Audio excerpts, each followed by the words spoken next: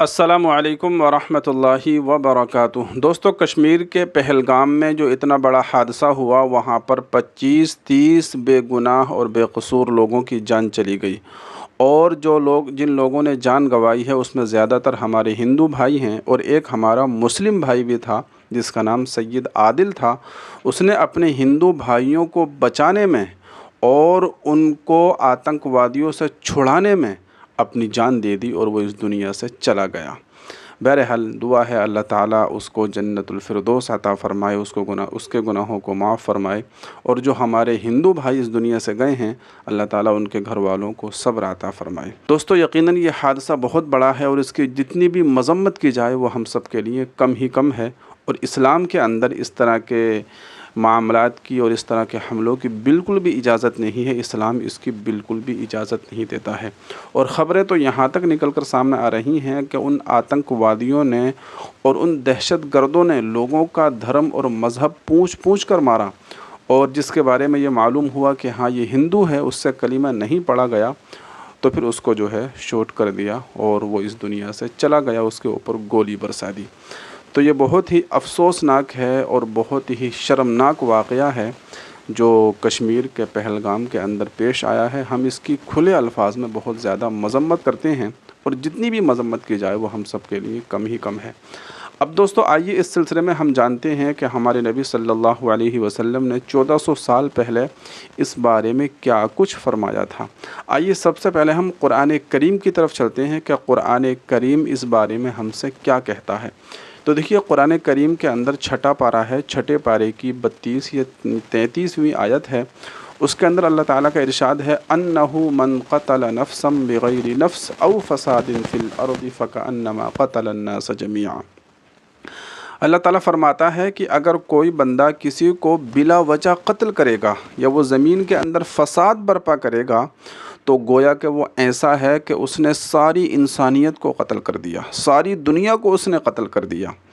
اور اسی طریقے سے آگے فرمایا، وَمَنْ أَحْيَاهَا فَكَأَنَّمَا أَحْيَا النَّاسَ جَمِيعًا۔ اور جس نے کسی کی جان بچائی، اور جس نے کسی کے ساتھ اچھا معاملہ کر کے آتنکوادیوں سے اس کو چھڑوا کر اور اس کی جان بچا لی، تو گویا کہ اس نے ساری انسانیت کو بچا لیا، پوری دنیا کو بچا لیا۔ تو یہ قرآن کا پیغام ہے۔ قرآن تو اس آیت سے ہم کو یہ پتہ چلتا ہے کہ اسلام کے اندر کسی بھی طرح سے بے گناہ لوگوں کو، بے قصور لوگوں کو مارنے کی اور ان کو شوٹ کرنے کی بالکل بھی اجازت نہیں ہے، چاہے وہ مسلم ہو چاہے وہ غیر مسلم ہو، دونوں اس میں برابر ہیں۔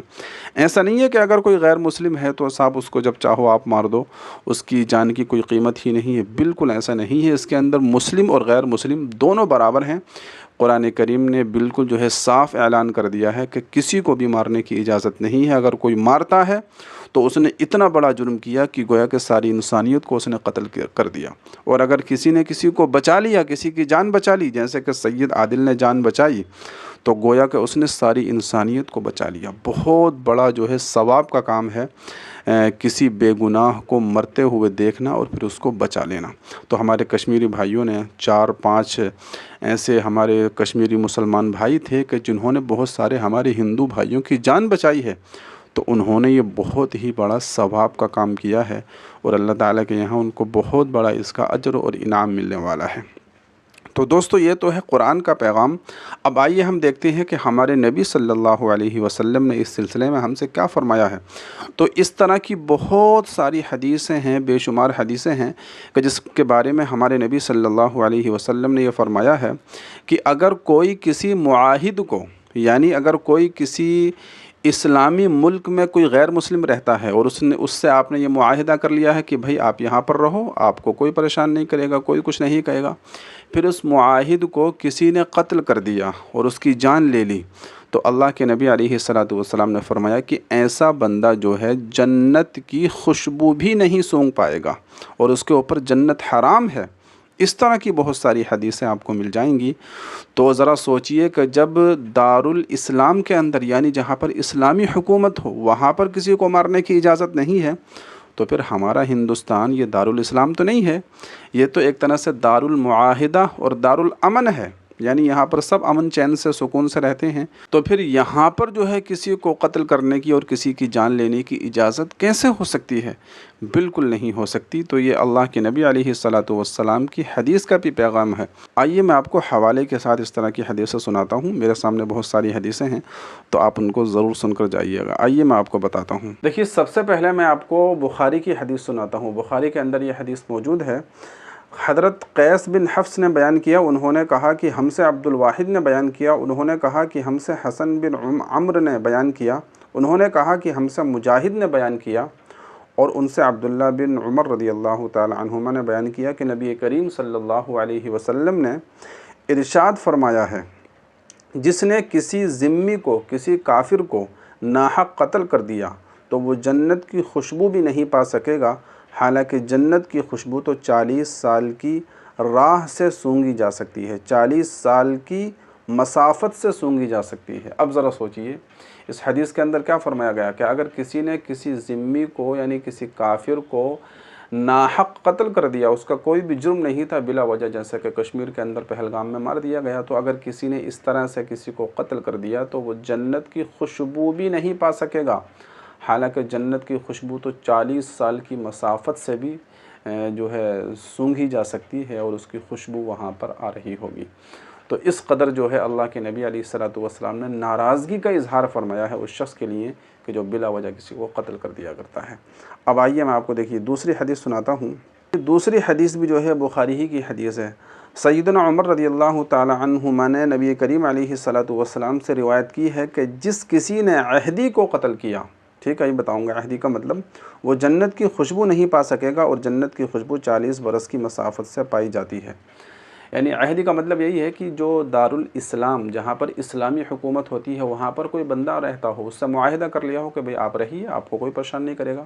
اب معاہدہ تو ہو گیا، لیکن جو ہے معاہدے کی خلاف ورزی کر دی گئی اور اس کو قتل کر دیا گیا، تو اس کے بارے میں اللہ کے نبی نے فرمایا کہ وہ جنت کی خوشبو بھی نہیں پا سکے گا، حالانکہ جنت کی خوشبو تو 40 سال کی مسافت سے بھی آ رہی ہوگی۔ تو یہ میں نے آپ کو 2-3 حدیثیں سنائی ہیں، اور اسی طرح کی اسی مضمون کی بہت ساری حدیثیں آپ کو اور بھی ذخیرہ احادیث میں مل جائیں گی۔ ایک حدیث میں تو اللہ کے نبی نے یہ فرمایا ہے کہ اس پر جنت حرام قرار دے دی گئی ہے۔ تو اس طرح کی بہت ساری باتیں اللہ کے نبی علیہ الصلاۃ والسلام نے فرمائی ہیں۔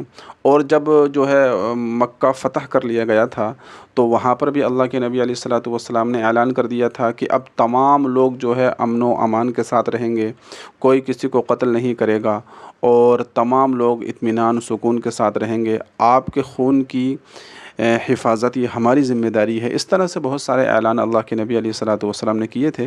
تو جب مکہ فتح ہو گیا، اللہ کے نبی علیہ الصلاۃ والسلام نے وہاں پر قبضہ کر لیا، تو اللہ کے نبی چاہتے تو تمام لوگوں کو ایک بار میں قتل کروا دیتے، ختم کروا دیتے، لیکن اللہ کے نبی نے ایسا نہیں کیا اور اعلان کرا دیا کہ کوئی بھی ایسا نہ کرے، اور تمام کو امن و سکون کے ساتھ، اطمینان کے ساتھ رہنے دیا جائے۔ تو اس طرح کی بہت ساری باتیں، اس طرح کے بہت سارے واقعات آپ کو حدیث کے اندر مل جائیں گے کہ صحابہ نے اگر کسی کو اس طرح سے قتل کیا تو اللہ کے نبی علیہ الصلاۃ والسلام نے ناراضگی کا اظہار کیا کہ تم نے یہ اتنا بڑا جرم کیوں کر لیا، تم اللہ تبارک و تعالیٰ کو اس کے بارے میں کیا جواب دو گے، اور اللہ کو اپنا کیا منہ دکھاؤ گے۔ تو اس طرح کی بہت ساری باتیں قرآن و حدیث کے اندر جو ہے آپ کو مل جائیں گی۔ تو یہ کچھ موٹی موٹی باتیں تھیں قرآن کی اور حدیث کی، میں نے آپ حضرات کو سنائی ہیں۔ تو اس لیے کشمیر پہلگام کے اندر جو یہ حملہ ہوا ہے، یقیناً یہ جو ہے جن لوگوں نے بھی کیا ہے، یہ سمجھیے کہ ان کا اسلام سے کوئی تعلق نہیں ہے۔ جب یہ قرآن کے پیغام کو نہیں مانتے، اللہ کے نبی کی حدیث کو نہیں مانتے، تو پھر ان کا جو ہے اسلام سے تعلق ہی کیا ہے؟ یہ مسلمان ہی کاہے کے ہیں؟ تو اس لیے کہا جاتا ہے نا کہ دہشت گرد جو ہوتا ہے اور جو آتنک وادی ہوتا ہے، وہ نہ ہندو ہوتا ہے نہ مسلم ہوتا ہے، وہ تو آتنک وادی ہی ہوتا ہے، بس وہ تو دہشت گرد ہی ہوتا ہے، اس کا کسی مذہب سے، دھرم سے کوئی بھی تعلق نہیں ہوتا ہے۔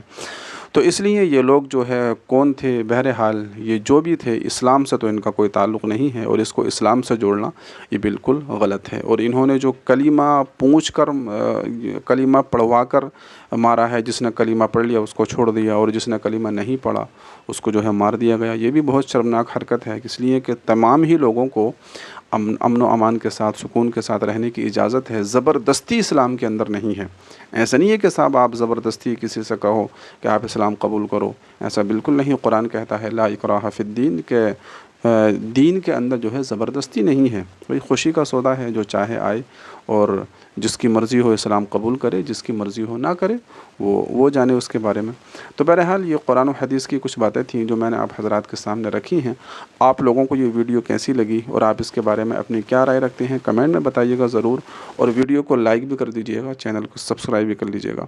اب ملتے ہیں اسی طرح کی کسی اگلی ویڈیو میں، دعاؤں کی گزارش ہے۔ السلام علیکم ورحمۃ اللہ۔